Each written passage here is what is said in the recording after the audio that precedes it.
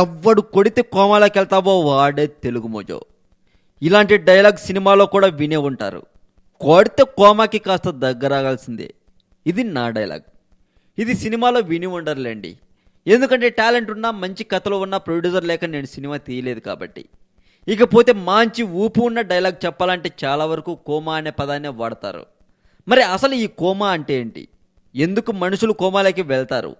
కోమాలోకి వెళ్ళిన మనుషులు తిరిగి మామూలు మనుషులు అవుతారా? తిరిగి మామూలుగా అయ్యాక వాళ్ళ ప్రవర్తన ఎలా ఉంటుంది?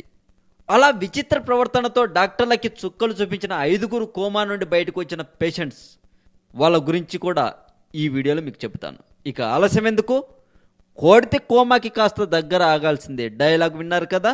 ఇక టాపిక్లోకి వెళ్దాం. కోమా అంటే స్పృహ లేని స్థితి. సాధారణంగా స్పృహ లేని పరిస్థితిని అన్కాన్షియస్గా అభివర్ణిస్తారు. అది మరింత గాఢమైన అన్కాన్షియస్ స్టేజ్ అని చెప్పవచ్చు. వెలుతురుకు, నొప్పికి, మరే ఇతర కారణాలకు స్పందన లేకుండా నిద్ర మెలకువలకు అతీతమైన స్థితే కోమా. నిజానికి కోమాకు ప్రధానంగా కారణాలు 3. 1, మెదడుకు సంబంధించిన జబ్బుల వల్ల కోమాలోకి వెళ్ళిపోవడం.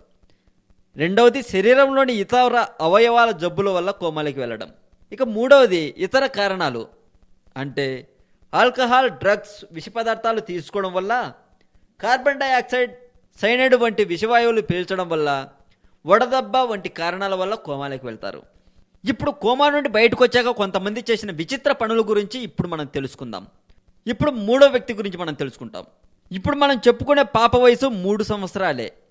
పాప మాట్లాడడం కూడా సరిగ్గా రాదు ఆ పాపకి, కానీ సిగరెట్ తాగడం మాత్రం బాగా వచ్చింది. మాట్లాడడం రాని పాపకి సిగరెట్ తాగడం ఎలా వచ్చిందబ్బా అనే కదా మీ సందేహం? అది కూడా చెప్తాను. అన్నట్లు అసలు విషయం చెప్పడం మర్చిపోయాను.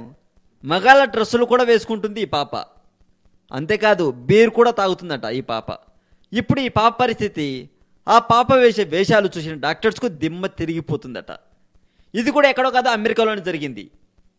మరింత ఇలాంటి సమాచారం తెలుసుకోవాలని మీకు ఉంటే సబ్స్క్రైబ్ చేయండి తెలుగు మోజో ఛానల్.